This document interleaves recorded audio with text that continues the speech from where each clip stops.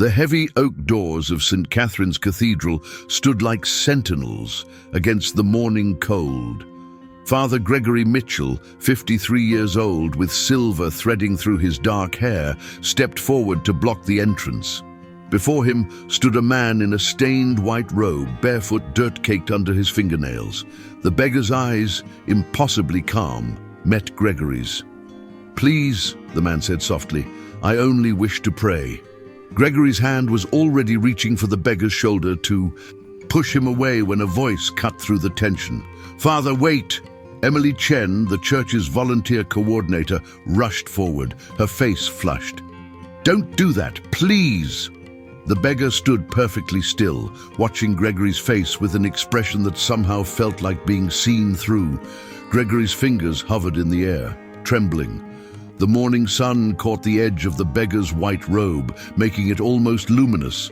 Something in that moment felt terribly, irrevocably wrong. Before we continue, tell us in the comments what city you're watching from. And here's my question for you. What would you have done in their place? Let me know in the comments. Father Gregory Mitchell thought he was simply protecting his church's dignity when he turned away the homeless man at the cathedral entrance, without knowing that this single decision would unravel everything he believed about faith, judgment, and divine mercy.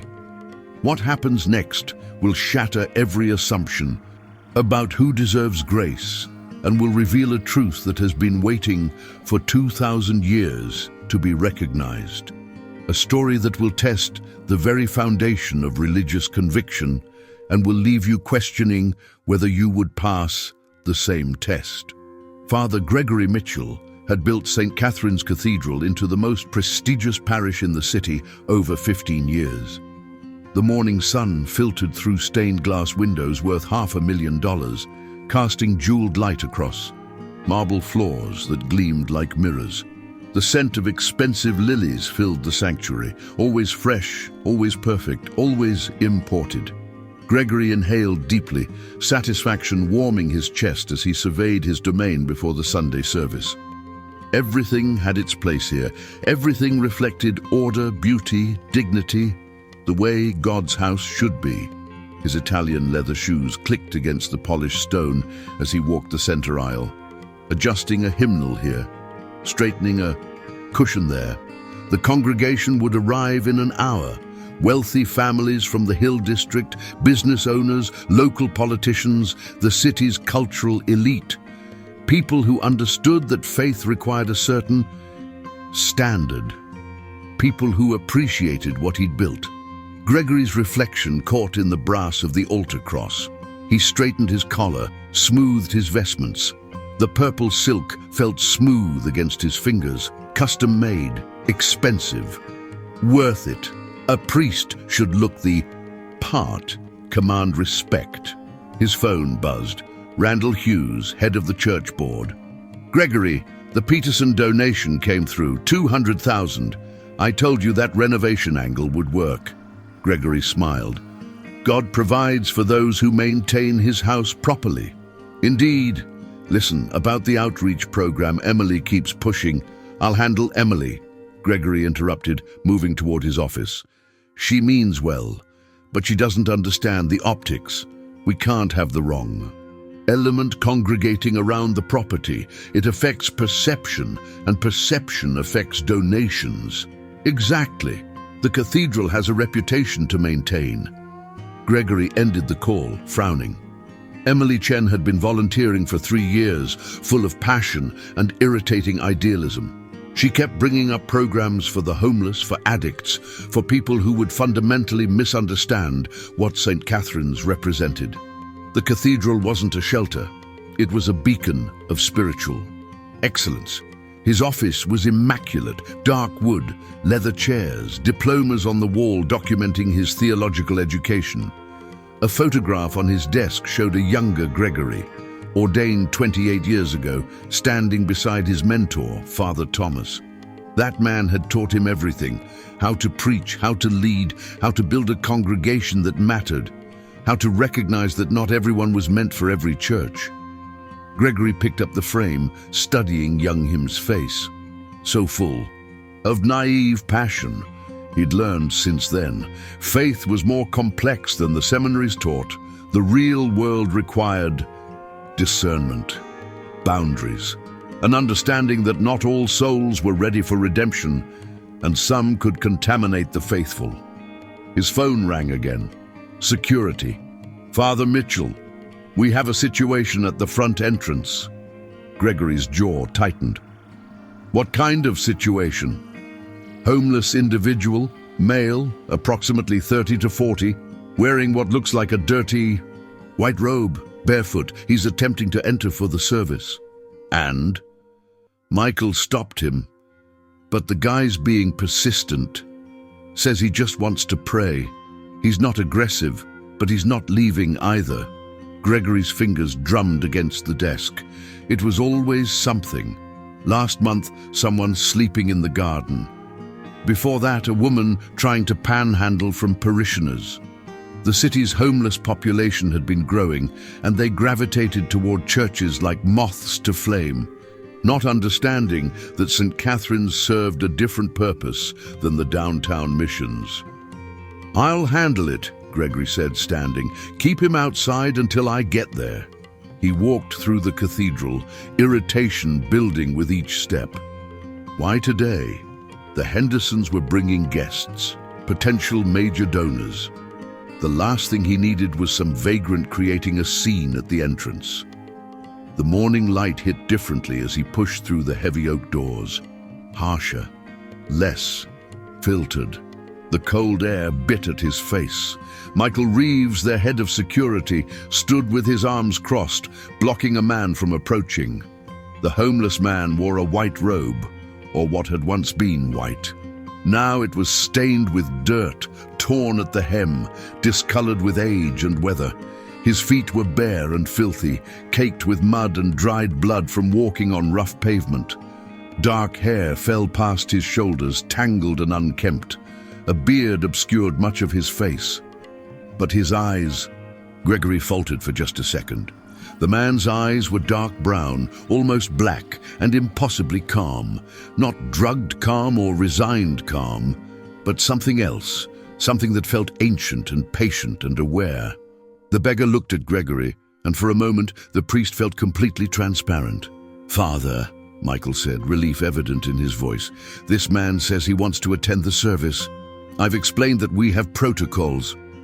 "I understand," Gregory interrupted, stepping forward. He arranged his face into what he thought of as his pastoral expression, firm but kind, authoritative but compassionate. The expression that said, "I care, but I also know what's best." He addressed the homeless man directly. "I'm Father Mitchell. I appreciate your interest in worship, but you need to understand that St. Catherine's has certain standards we maintain. There are other churches better equipped to serve your situation." The man tilted his head slightly. "Standards?" His voice was quiet, rough from lack of use or perhaps weather exposure, but somehow it carried weight. Each word felt considered, chosen. "Yes," Gregory said, maintaining his patient tone. "We have a congregation that expects a certain environment. We have families, children. I'm sure you understand. There's a mission downtown, St. James. They have services specifically designed for people experiencing homelessness. Meals, too. That would be more appropriate." The beggar was silent for a moment, still watching Gregory with those unsettling eyes. Then he said simply, "I wish to pray here." Gregory's patience began to fray. "I've explained. Does God not welcome all who seek him?" the man asked. Not confrontational, not angry, just asking, as if genuinely curious about Gregory's answer. A flash of irritation sparked hot in Gregory's chest. He'd dealt with this type before. Self-righteous, quoting scripture, thinking they could manipulate. Clergy with biblical principles, using religion as a tool. "God welcomes all who come in appropriate reverence," Gregory said, his tone cooling. "Looking at you, I see someone who hasn't made an effort to present himself respectfully. Faith requires effort. dignity. You can't simply walk into God's house looking like—" he gestured vaguely, "this." "Father, wait." Emily Chen appeared from the side entrance, breathless, her volunteer badge crooked on her sweater. She hurried toward them, her face flushed with urgency. "Please, don't do that." Gregory closed his eyes briefly, suppressing a surge of frustration. Not now. Not Emily's bleeding heart routine in front of this situation. "Emily, this doesn't concern you," he said firmly. "But it does," she insisted, reaching them. She looked at the beggar and something in her expression softened. "Sir, I'm Emily. I volunteer here. Are you hungry? I can get you some food, some coffee." He was just leaving. Gregory interrupted, his voice hardening.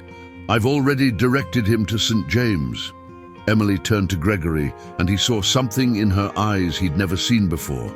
Disappointment, deep and cutting. "Father, it's Sunday morning. He wants to worship. Isn't that what we're here for?" "We're here to serve our congregation," Gregory said, lowering his voice but sharpening its edge. "And our congregation has expectations. I won't compromise the spiritual environment we've cultivated. Because someone thinks church is a place to take advantage of air conditioning and potential handouts. That's not fair." "Fair?"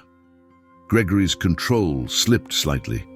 "What's not fair is you questioning my judgment in front of someone who's trying to manipulate us. This is exactly why volunteers don't make administrative decisions." Emily flinched as if struck. The beggar remained still, watching the exchange with that same impossible calm. Michael shifted uncomfortably. "Father, should I escort him off the property?" Gregory looked at the homeless man one more time. Something in his gut twisted, a strange, uncomfortable sensation he couldn't name. The morning sun was fully risen now, catching the edge of the man's robe, making it almost glow despite its filth. For just a second, the light hurt Gregory's eyes. "Please," the beggar said again, so softly, "I only wish to pray." The way he said it, there was something achingly sincere in those words, something that made Gregory remember being 23, newly ordained, full of conviction that God's love extended to everyone without condition or boundary. He crushed that memory immediately. "No," Gregory said flatly. "You need to leave. Now. If you don't, I'll call the police for trespassing." The beggar held his gaze for a long moment. In those dark eyes, Gregory saw something that made his stomach drop.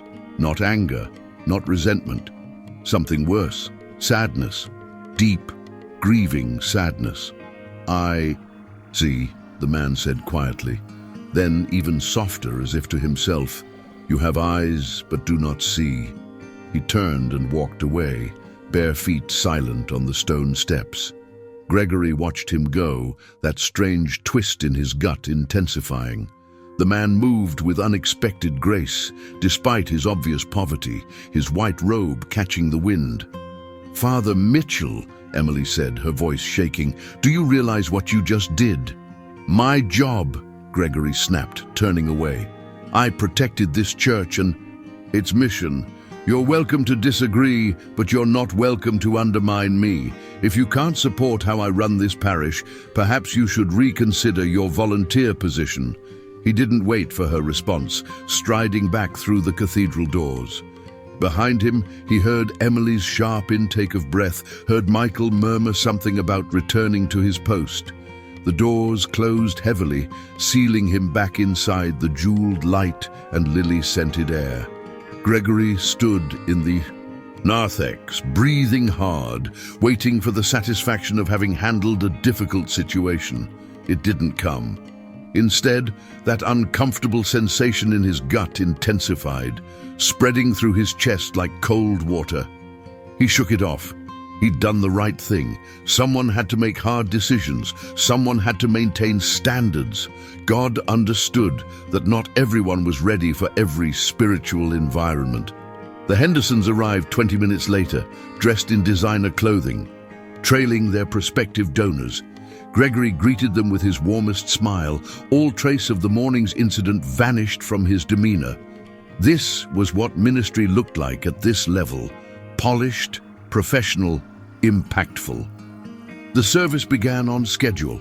237 people filled the pews. Gregory knew the count precisely. He'd built this congregation person by person, family by family. The organ's rich tones filled the cathedral as they sang the opening hymn. Gregory's voice rose with the congregation, confident and strong. But as he sang, as he looked out over the assembled faithful in their Sunday best, seated in perfectly ordered rows, he couldn't shake the image of those dark, ancient eyes watching him with devastating sadness. "You have eyes, but do not see." Gregory forced his attention back to the liturgy, pushing the memory away. He had a sermon to deliver about the Good Samaritan, ironically enough. He'd prepared it weeks ago. What Father Gregory didn't know was that the man in the white robe hadn't left.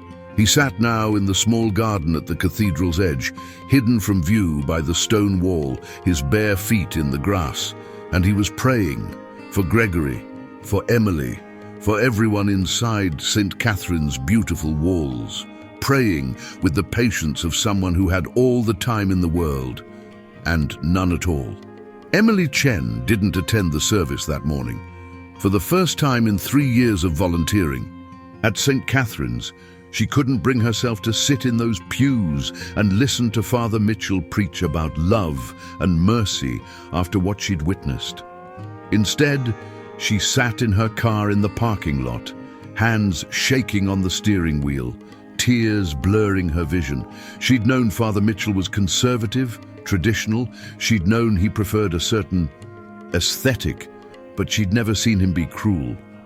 And that's what it had been, not just turning someone away, but the contempt in his voice, the complete dismissal of a human being's dignity. "You have eyes, but do not see." The homeless man's words echoed in her memory. So quiet, so sad. There'd been something about him that unsettled her, not in a threatening way, but in a way that felt significant, like standing at the edge of something vast and not being able to see the bottom. Emily's phone buzzed. Her husband, David. "Hey, why aren't you inside? Service started 10 minutes ago." "I'm leaving," she heard herself say. "I can't. I need to find that man, the one Father Mitchell turned away." What are you talking about?" She explained quickly, words tumbling out. David was silent for a moment after she finished. "Okay," he said finally. "Find him. I'll meet you. Send me your location."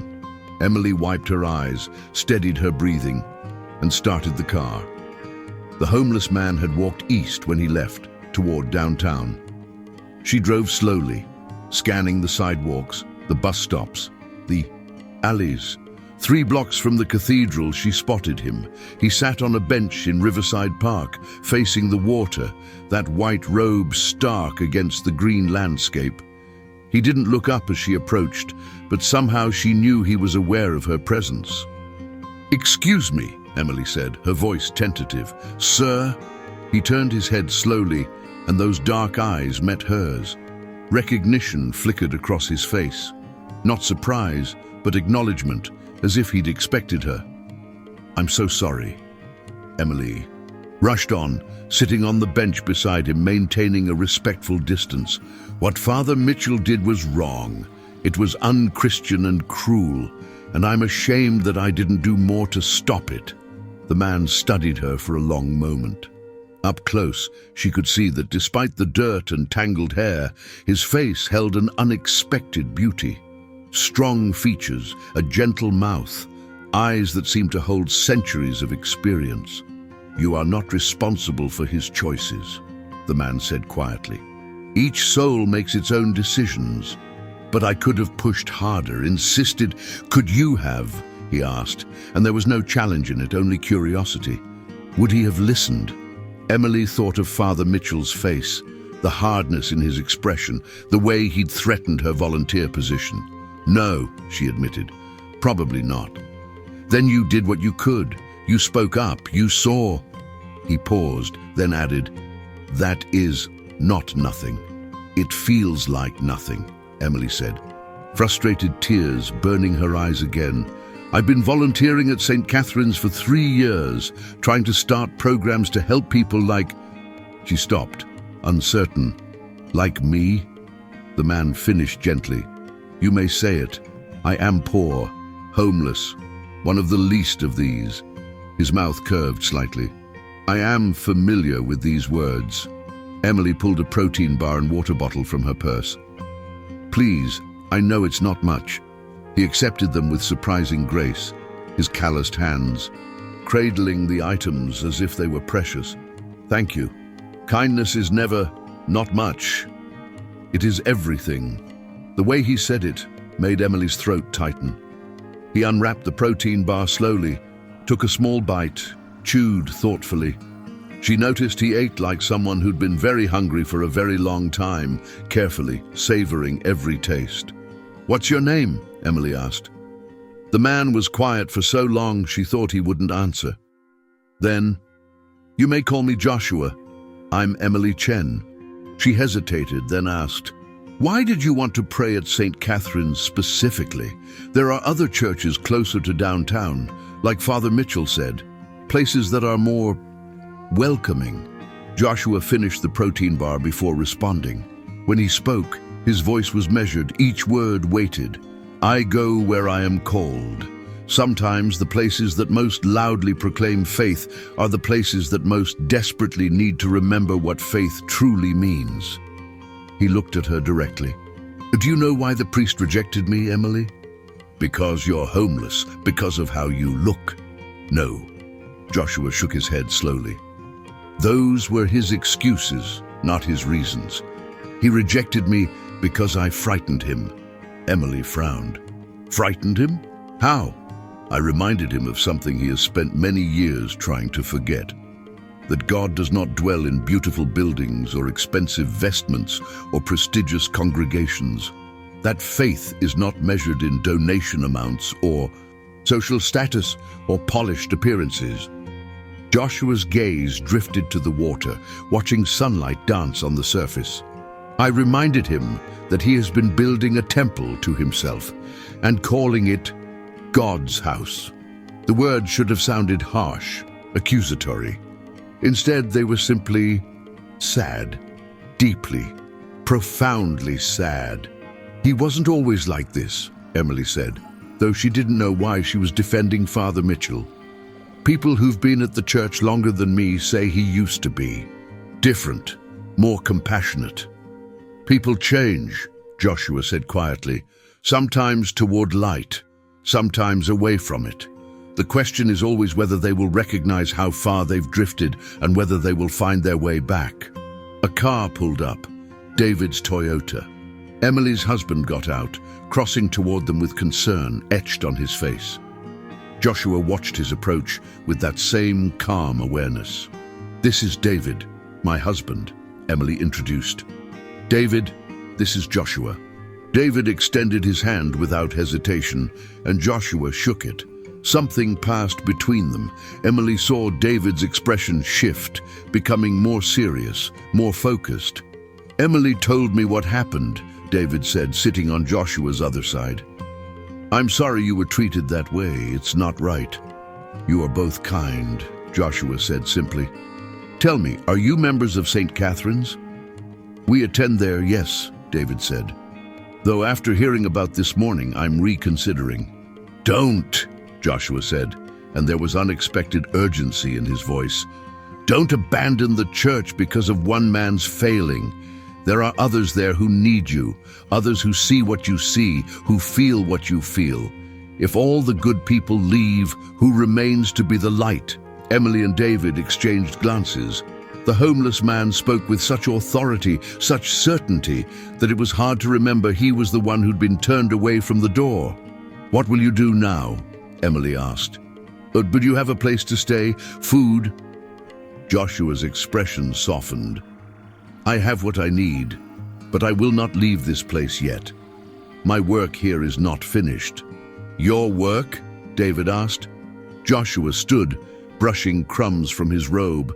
Despite the stains and tears, he somehow carried himself with dignity, with presence. "Sometimes," he said, "the only way to heal a wound is to expose it to light. The priest carries a deep wound. Until it is exposed, it cannot heal. And if it does not heal..." He trailed off, looking back toward the distant cathedral spire rising above the tree line. "If it does not heal, it will poison everything it touches." He turned back to them, and Emily caught her breath. For just a second, maybe it was the angle of the sun, maybe her imagination, his eyes seemed to glow with an inner light. "Thank you for your kindness," Joshua said, "for seeing me when I was invisible, for remembering what faith truly asks of us. That gift is rare and precious, and will be remembered." Something in the way he said, "will be remembered," made Emily's skin prickle. Before she could respond, Joshua bowed his head slightly and walked away, heading deeper into the park. "Should we follow him?" David asked quietly. "Make sure he's okay." Emily watched Joshua's white-robed figure grow smaller, noticed how other people in the park seemed to look right through him, unseeing. "I don't think he needs our help," she said slowly. I think, maybe we need his." "What do you mean?" "I don't know exactly, but David, didn't you feel it? When you shook his hand, there was something about him, something different," David finished. "Yeah, I felt it, like he was the most real thing I'd ever touched." They sat in silence for a moment, processing. Finally, Emily stood. "I need to go back to the cathedral. Not for the service, that's probably ending now. But I need to talk to Father Mitchell again. Really talk to him." He threatened your volunteer position." "I don't care," Emily interrupted, surprised by the strength in her own voice. "That man, Joshua, he's right. If the people who see the problem just leave, nothing changes. And something needs to change at St. Catherine's. It needs to change now." David nodded slowly, standing beside her. "Okay, then let's go together." What neither of them saw, as they walked back to their car, was Joshua standing at the edge of the park, watching them go. The sunlight caught his robe again, making it shine brilliant white for just a moment, pristine, glowing, unmarred by any stain or tear. Then clouds covered the sun, and he was just a homeless man again, standing in the shadow of trees. But he was smiling. Father Gregory Mitchell's sermon on the Good Samaritan had been well received, as his sermons always were. Mrs. Henderson, the wealthy potential donor, had complimented his practical application of ancient wisdom. Randall Hughes had given him a thumbs up from the third pew. Everything had proceeded exactly as planned, so why did Gregory feel hollow? He stood in his office after the service, still wearing his vestments, staring at the photograph of his younger self. That naive, passionate 23-year-old seemed to judge him from across the decades. What would that young man think of this morning, of turning away someone who wanted to pray? He would be disappointed, Gregory realized. That young man had believed, truly believed, that church was for everyone, that God's love was unconditional, that no one should ever be turned away from worship. That young man had been an idealist who didn't understand how the real world worked. A knock on the door interrupted his thoughts. "Come in," he called, expecting Randall or perhaps one of the board members wanting to discuss the service. Emily Chen entered instead, David right behind her. Gregory's jaw tightened. "Emily, if you're here to continue this morning's discussion..." "I am," she said, closing the door. Her voice was calm but firm. "Father Mitchell, we need to talk about what happened, really talk." Gregory set down the chalice he'd been polishing, irritation flaring. "There's nothing to discuss. I made an administrative decision about church access. It's within my purview as priest." "It's not about your authority," David said, speaking for the first time. Gregory looked at him, surprised. David Chen was quiet, respectful, never caused problems. It's about what that authority is supposed to serve. I serve God and this congregation, Gregory said stiffly. Do you? Emily asked, and there was no hostility in her voice, only genuine question. Because from where I stood this morning, it looked like you were serving an image, a reputation, a certain aesthetic standard. You're oversimplifying. Am I? Emily stepped closer. Father, I've volunteered here for 3 years. I've watched you raise money, renovate buildings, grow the congregation. All admirable things, but in those 3 years, I've also watched you turn away 4 different people who came seeking help.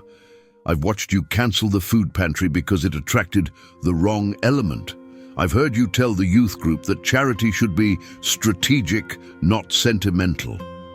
Gregory felt his face flush. Context matters. You're right, it does, David interjected. So here's the context. A man and came to church this morning wanting to pray. Not to steal, not to cause a scene, not to ask for money. To pray. And you denied him based solely on his appearance. You didn't ask his name, his story, what brought him there. You saw poverty and decided it didn't belong in your cathedral. This isn't my cathedral, it's God's, Emily finished. Is it?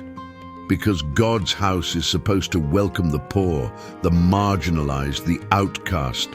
Jesus spent most of his ministry with tax collectors and prostitutes and lepers, the people no one else wanted to touch. Gregory's control snapped. Don't quote scripture to me. I've studied theology for decades. I understand biblical principles better than you ever will. But I also understand something you clearly don't. Intention isn't enough. Running a church this size requires practical decisions, difficult decisions. We serve a specific demographic here, a demographic that funds our mission. Without their support, we can't do anything. Can't do anything? Emily's voice rose slightly. Or can't maintain this. She gestured around his office at the expensive furniture, the thick carpets, the artwork on the walls. Father, this office costs more than my annual salary. The flower budget for one Sunday could feed 50 people for a week. The renovation you're planning, $200,000 for cosmetic upgrades that could fund a homeless shelter for a year. You have no idea. I have every idea. Emily's composure finally cracked. My parents were immigrants, Father. We lived in a studio apartment, 6 of us, for 8 years. I know what poverty looks like. I know what it feels like to be judged unworthy because of where you live or what you wear or how you speak. And I became a Christian because someone saw past all that and treated me like I mattered. Like I was worth God's time, despite being nobody special. Her voice broke. David put a hand on her shoulder, steadying her. That man this morning, Emily continued, tears streaming down her face now.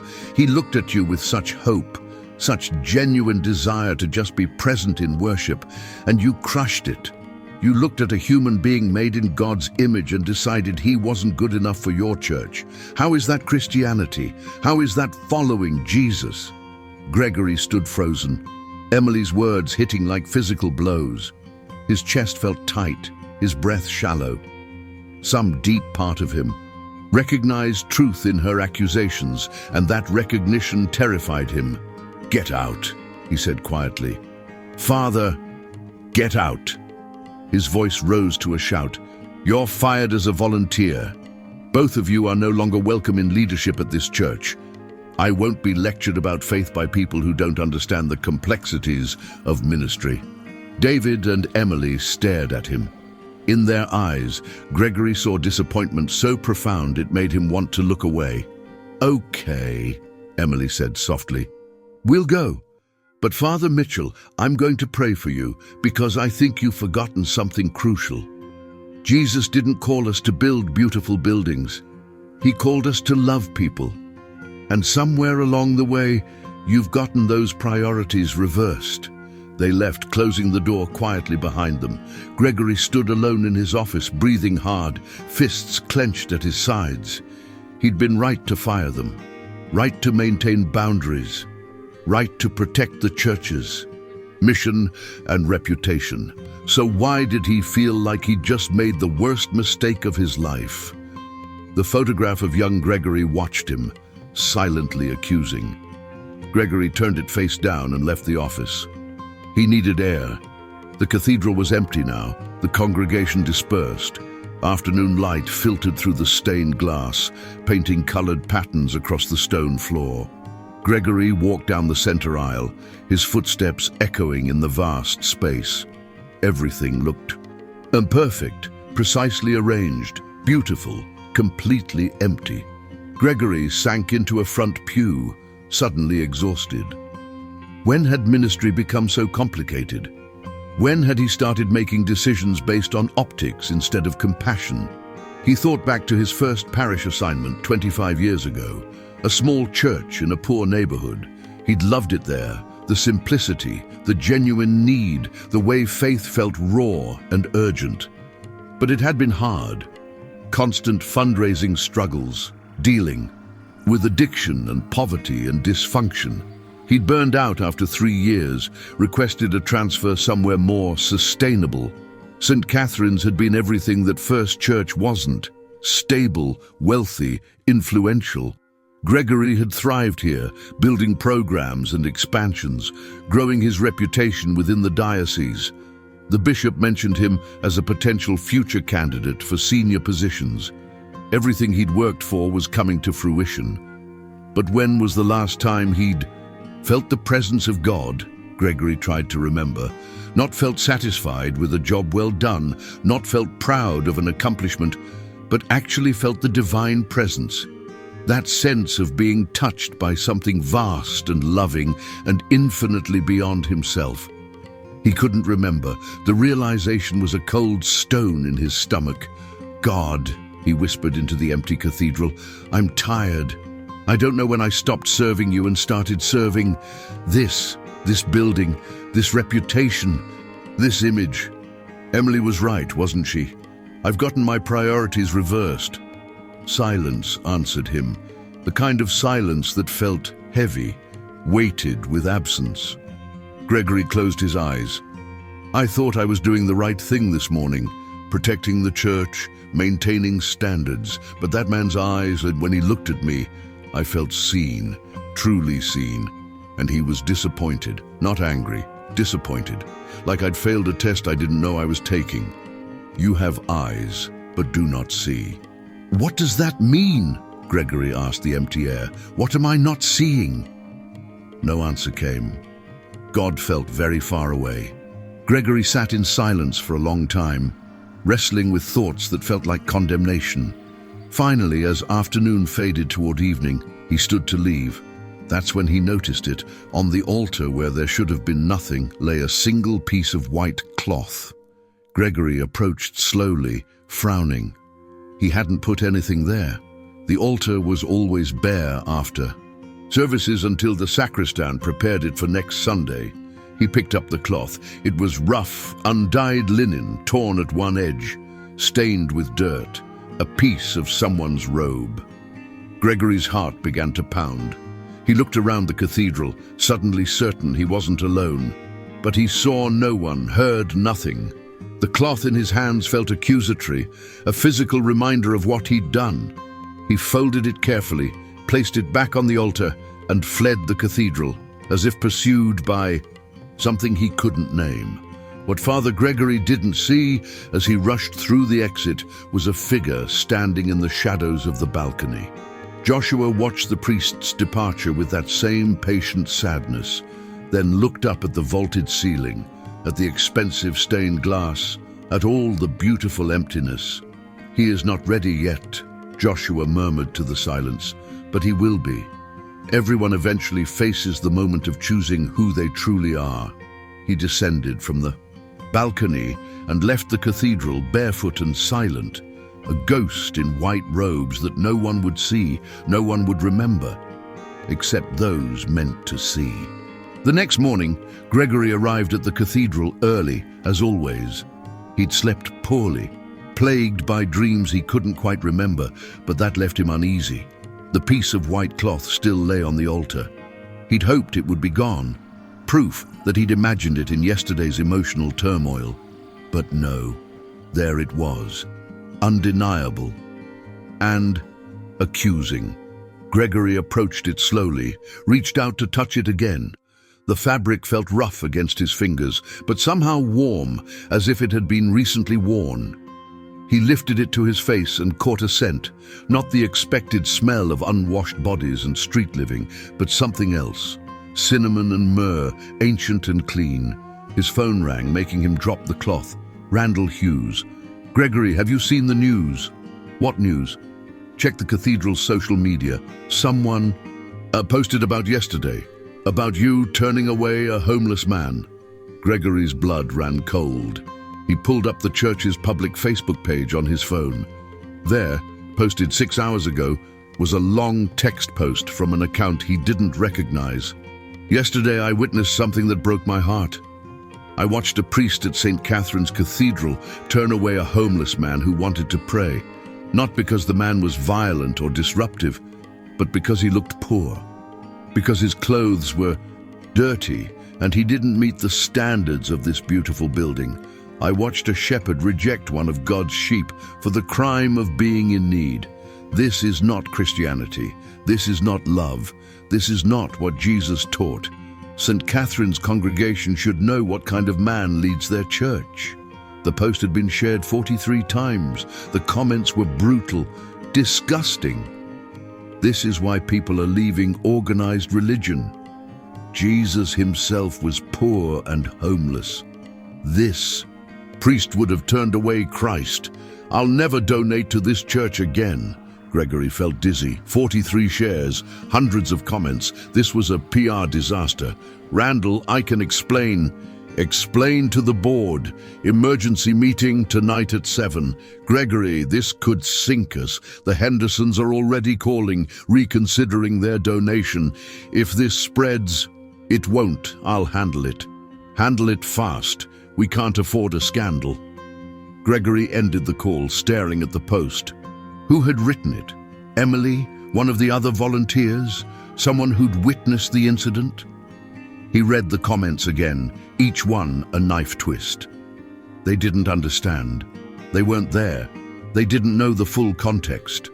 But even as he thought it, he heard Emily's voice. Context matters. And here's the context. A man came to church wanting to pray and you denied him. Gregory sat heavily in a pew, head in his hands. How had this spiraled so fast? Yesterday morning, everything had been perfect. Now, less than 24 hours later, his reputation was in ruins. The board was meeting to discuss his future, and a piece of torn cloth mocked him from the altar like a ghost's accusation. His phone buzzed constantly. More shares, more comments. The local news had picked up the story. Prestigious cathedral under fire for alleged discrimination against homeless. Gregory's hands shook as he scrolled through the coverage. One article included a quote from Emily, of course it was Emily, describing what she'd witnessed. Her words were measured but devastating. Father Mitchell made it clear that the man was unwelcome not because of any behavior, but purely because of his appearance. It was a rejection based solely on poverty, and it contradicted everything Christianity claims to stand for. The phone rang again. The bishop's office. Gregory stared at the screen, feeling his career crumbling in real time. He couldn't answer. Not yet. He needed to think, to formulate a response, to control the narrative. But how do you control a narrative when you're guilty? Gregory stood abruptly, pacing the cathedral. He'd issue a statement. Apologize for any misunderstanding. Clarify that the church welcomed all people. Explain that there were circumstances the public wasn't aware of. Except there weren't. Emily had described it accurately.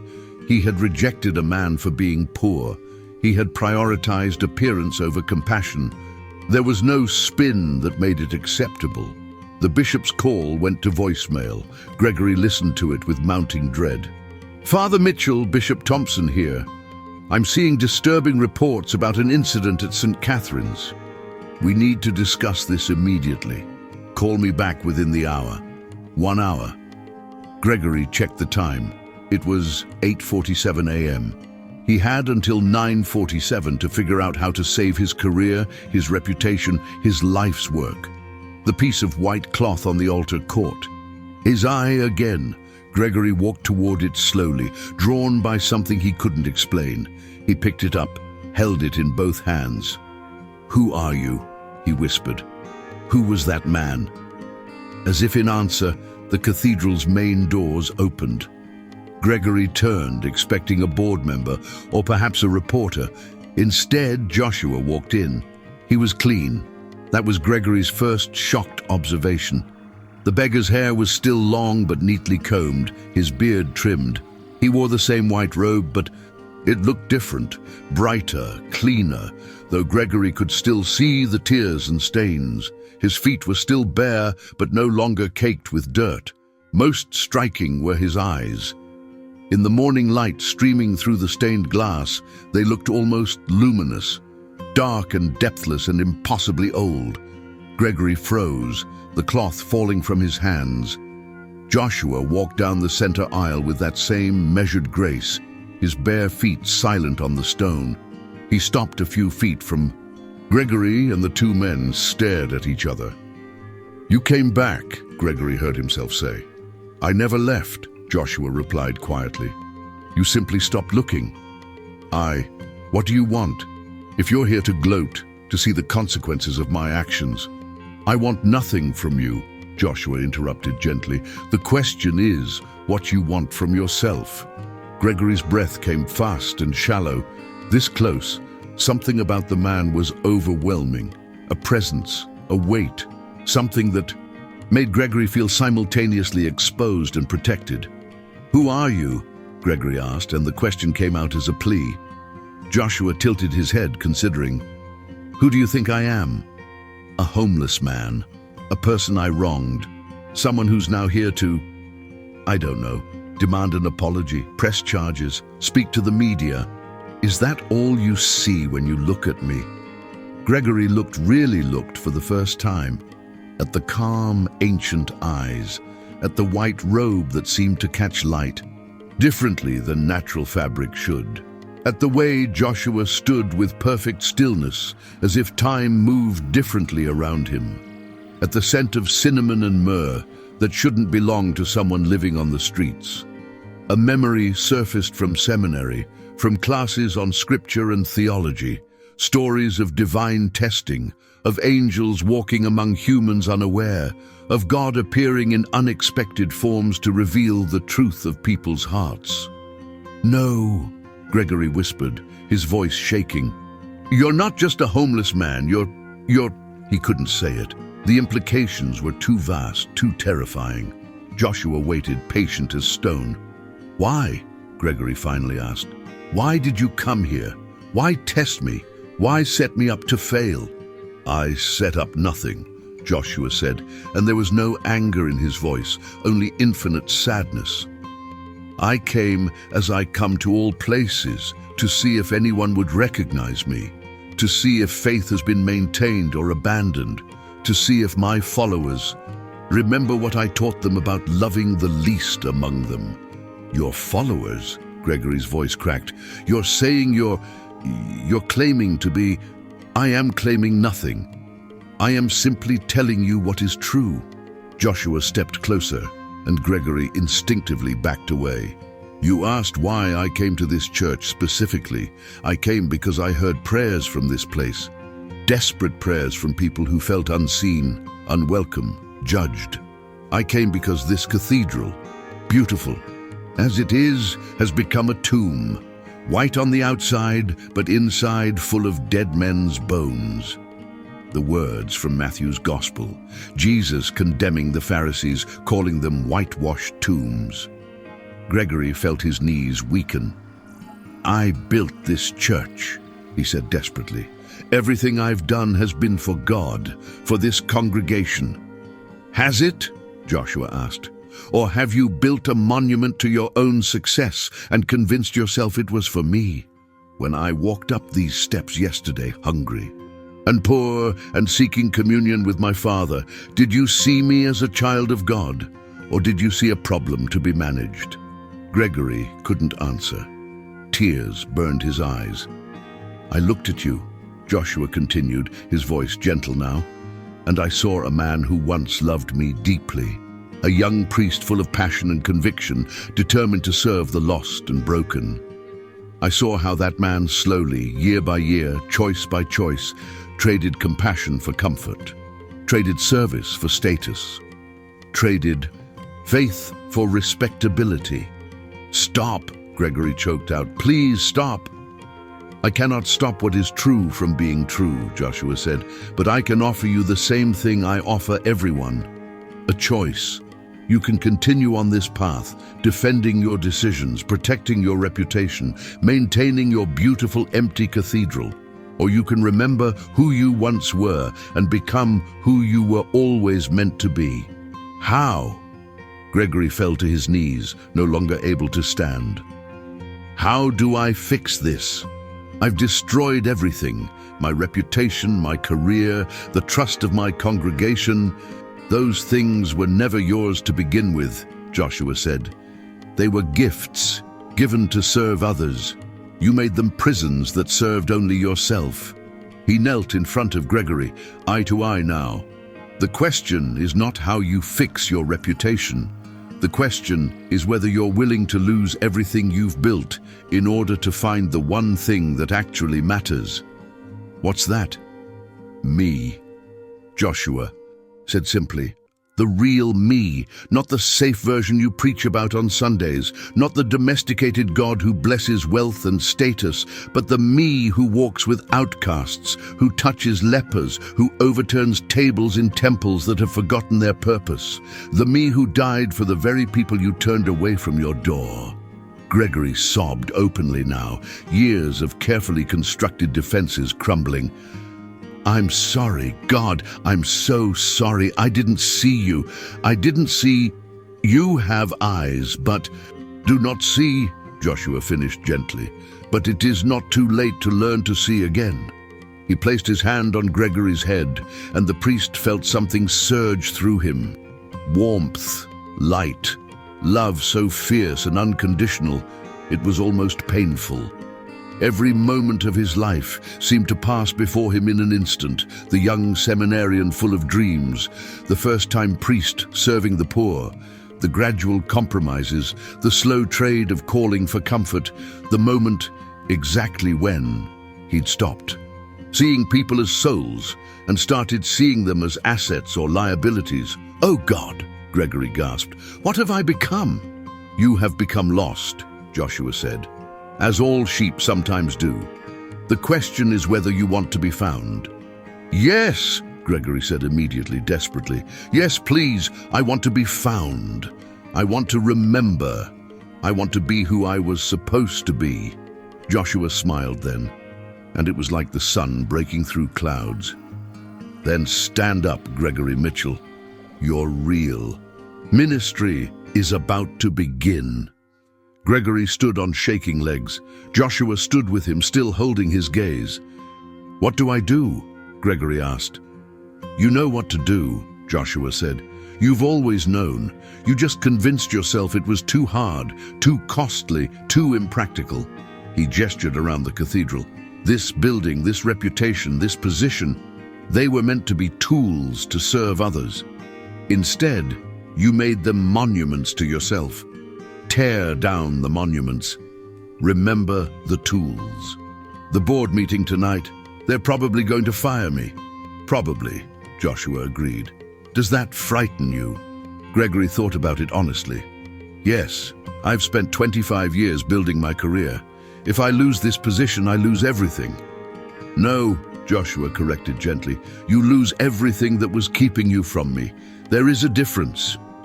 Before Gregory could respond, he heard voices from the entrance. The doors opened, and 3 board members walked in. Randall, Hughes, Margaret Foster, and Thomas Pierce. They stopped short, seeing Gregory and Joshua together. "Father Mitchell," Randall said carefully, his eyes on Joshua, "we came early to discuss the situation before tonight's meeting. Who is this?" Gregory looked at Joshua, who watched him steadily, waiting. This was it, the moment of choice. He could downplay this encounter, ask Joshua to leave, try to salvage his position with the board, or he could tell the truth, consequences be damned. Emily's words came back to him. Jesus didn't call us to build beautiful buildings. He called us to love people. Gregory turned to the board members. "This," he said clearly, "is the man I turned away yesterday. His name is Joshua, and I owe him an apology in front of all of you." Randall's face hardened. "Father Mitchell, given the current PR situation, I don't care about the PR situation," Gregory interrupted, and he was shocked by how freeing it felt to say it. "I care about the fact that I rejected someone who came seeking God. I care that I prioritized appearance over compassion. I care that I've built a church that looks beautiful, but has forgotten how to love." "This is hardly the time for self-flagellation," Margaret said sharply. "We're in crisis management mode.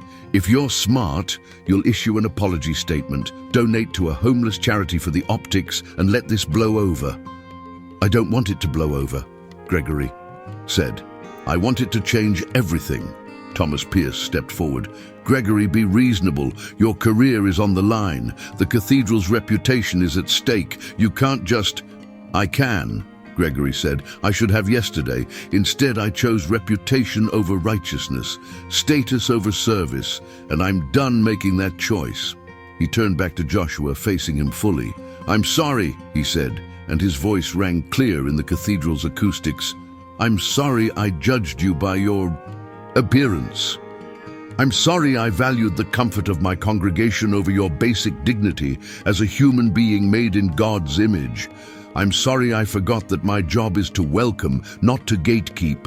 I'm sorry I turned away Christ himself from Christ's own house." Joshua's eyes shone with something that might have been tears or light or both. "Your apology is accepted," he said softly. "And now, what will you do to demonstrate that your words are matched by action?" The board members exchanged uncomfortable glances. "Father Mitchell," Randall said, "who exactly do you think this man is?" Gregory didn't break eye contact with Joshua. "I think," he said slowly, "that doesn't matter as much as how I treat him. Whether he's a homeless man or an angel or God himself, my response should be the same: compassion, welcome, love. That's what I forgot. That's what I'm remembering now." "This is insane," Margaret muttered. "Gregory, you're having some kind of breakdown." "Maybe," Gregory agreed. "Or maybe I'm having a breakthrough. Maybe I'm finally breaking free of the prison I've been building around myself for 2 decades. He turned to face the board fully. "I'm resigning as priest of St. Catherine's Cathedral, effective immediately." The words hung in the air. Randall's mouth fell open. Thomas looked like he'd been struck. Margaret recovered first. "You can't be serious." "I'm completely serious," Gregory said, and felt a weight lift from his shoulders with each word. "I've lost sight of what ministry means. I need to step away and remember. And honestly, this congregation deserves better than a priest who measures worth by wealth." "Where will you go?" Thomas asked quietly. "What will you do?" Gregory glanced at Joshua, who stood perfectly still, watching everything with those ancient, knowing eyes. "I'll figure it out. Maybe I'll go back to basics. Maybe I'll serve in a soup kitchen or a shelter. Maybe I'll do street ministry. Whatever it is, it'll be with people who need God's love, not people who can pay for it." "This is career suicide," Randall said flatly. "You understand that? You'll never get another parish. The bishop will blacklist you. You're throwing away everything you've built."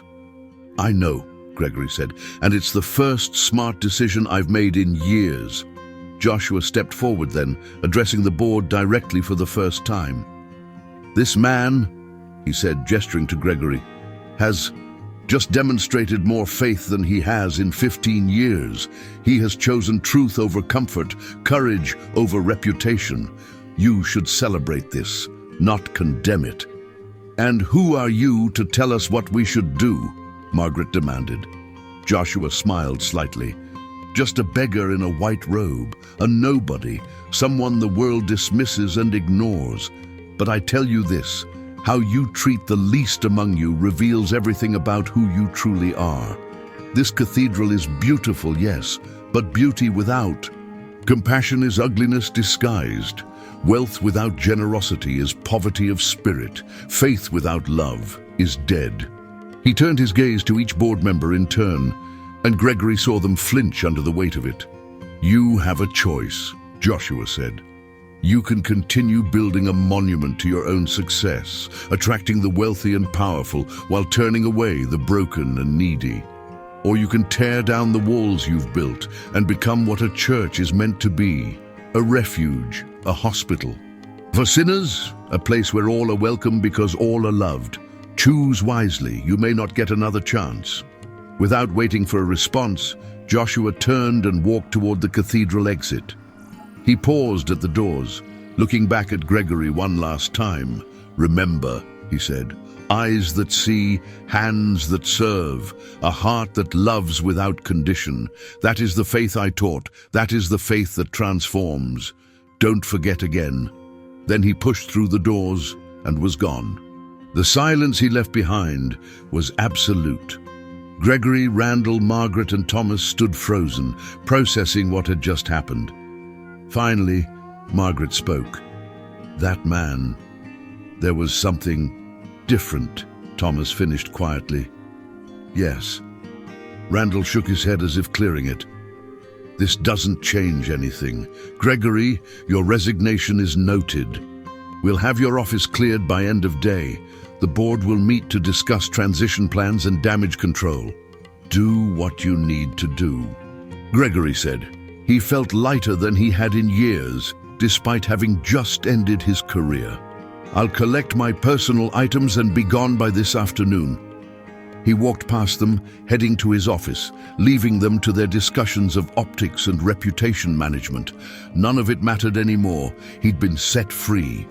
In his office, Gregory packed slowly, carefully, books, diplomas, photographs. The picture of young Gregory went into the box last. He looked at that earnest, passionate face and whispered, I'm sorry I lost you, but I'm coming back. His phone buzzed one more time. Emily Chen. Father Mitchell, I heard you resigned. I don't know what happened, but if you need anything, if you need help finding a new path, David and I want to help. You stood up to the board. That took courage, real courage. Gregory smiled through tears and typed back, thank you. I'd like that very much.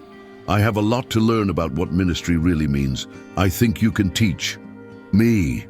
He finished packing, took one last look around the office that had been his for 15 years, and walked out without regret.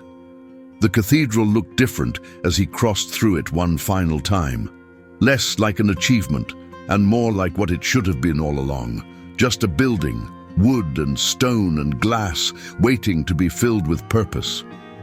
Outside, the afternoon sun was warm.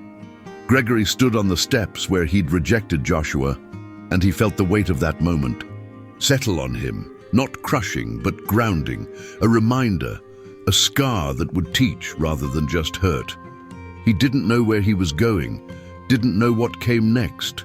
For the first time in decades, his future was completely uncertain, and somehow, that uncertainty felt like grace. 3 months later, Gregory Mitchell stood in the basement of St. James Mission, the downtown church he'd once dismissively recommended to Joshua. He wore jeans and a simple sweater, his collar removed, his expensive vestments donated. His hands were deep in soapy water, washing dishes from the lunch service that had just fed 87 people. Beside him, Emily Chen dried plates while David organized donations. They'd become his closest friends in the months since his resignation, his guides back to authentic faith. Father Greg, called Marcus, one of the regular guests. We need you for prayer circle. Gregory smiled at the nickname. No one here called him Father Mitchell. He was just Greg, a volunteer, a fellow traveler learning to see again. The prayer circle was Gregory's favorite part of each day. 20 people gathered in a circle, holding hands. Homeless veterans, single mothers, addicts in recovery, mentally ill individuals, people society overlooked. Each person shared something they were grateful for, something they needed prayer for. No judgment, no hierarchy, just broken people holding each other up. Today, a woman named Sarah shared that she'd gotten an interview for a job. Marcus celebrated 3 months sober. An elderly man named Thomas said he was grateful for the warmth and food. A young mother asked for prayers for her daughter's health. When it came to Gregory's turn, he said, I'm grateful for all of you, for teaching me what church is supposed to be, for showing me that faith isn't about buildings or budgets or reputations. It's about showing up for each other, seeing each other, loving each other. You've saved my life. After the circle, Gregory helped pack meals for street distribution. St. James ran a nightly outreach, taking food and supplies to people living in encampments and under bridges. Gregory had joined the team his second week, and it had become his primary ministry. Tonight, they drove to Riverside Park, the same park where Emily had found Joshua months ago. Gregory carried boxes of sandwiches and clean socks, essentials he'd never thought about in his cathedral days. They distributed supplies to a dozen people camped near the riverbank. Gregory had learned all their names, their stories, their hopes. They'd taught him more about faith than seminary ever had. As they were packing up to leave, Gregory noticed someone sitting alone on a bench at the park's edge, a figure in white. His heart stopped. Gregory walked toward the bench slowly, hardly daring to believe. But yes, there he was. Joshua, wearing that same white robe, barefoot, watching the water, with serene patience. Joshua, Gregory breathed, sitting beside him. The man turned, and those ancient eyes sparkled with warmth. Hello, Gregory. It's you. You're really here. I am always here, Joshua said gently. The question is whether anyone is looking. They sat in comfortable silence for a moment, watching moonlight dance on the river. Finally, Gregory said, I wanted to thank you for that morning, for showing me how lost I was, for giving me a chance to find my way. Back. You found your own way back, Joshua said. I merely held up a mirror. You did the hard work of looking into it and choosing to change. It's been hard, Gregory admitted. I lost my career, my status, my income.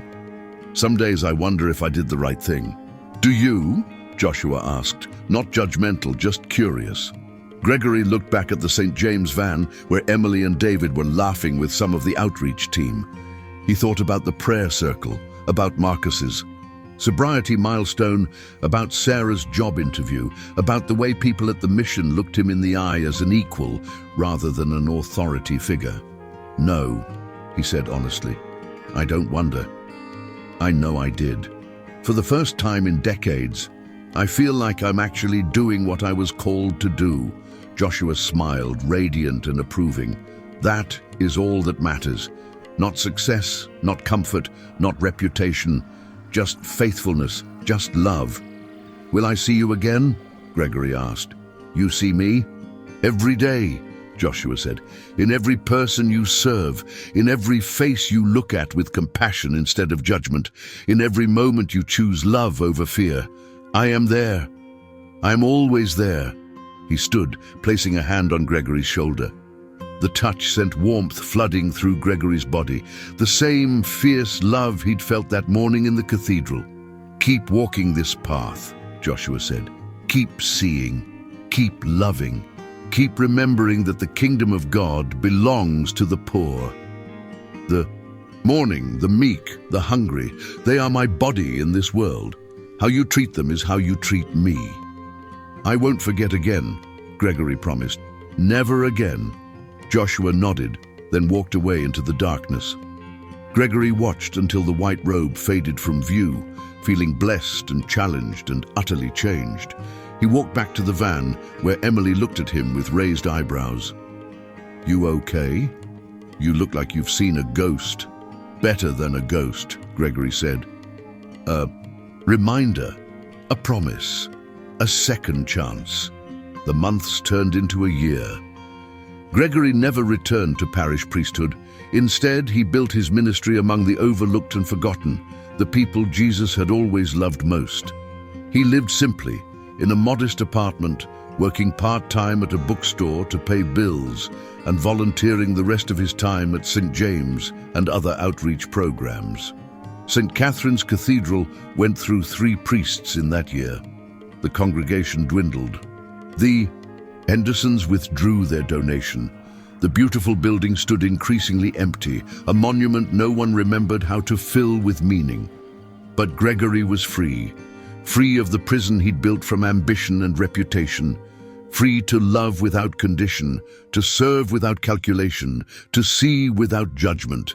He never saw Joshua again in physical form, but he saw him every day, in the eyes of people experiencing homelessness, in the faces of addicts seeking recovery, in the voices of mentally ill individuals trying to be heard, in the hands of single mothers struggling to provide. He saw him in the least of these, just as he'd been taught, just as he'd always been meant to see.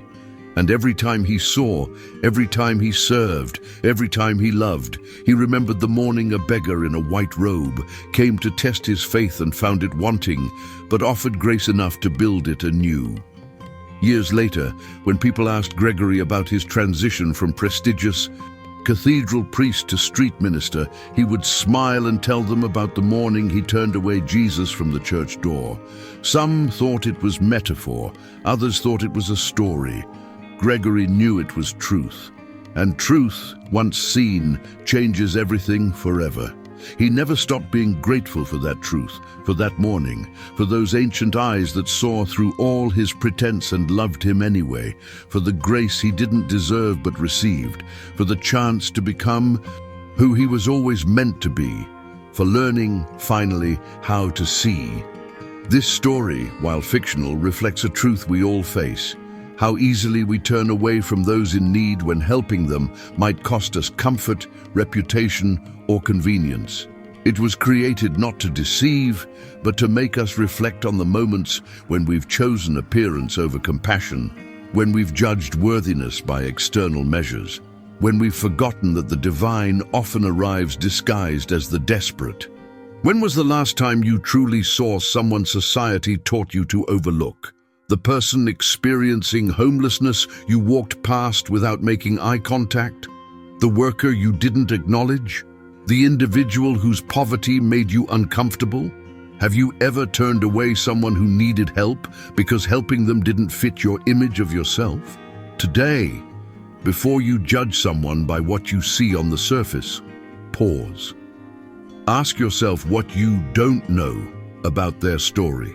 Look someone in the eye whom society tells you to ignore. Offer kindness without expecting recognition or return. You might not be entertaining angels, but you'll be practicing the compassion that changes everything. Because the test of faith isn't how we treat those who can repay us, but how we treat those who can't. And grace is almost always hidden in the people we're tempted to dismiss. This is a story from Hidden Grace Stories.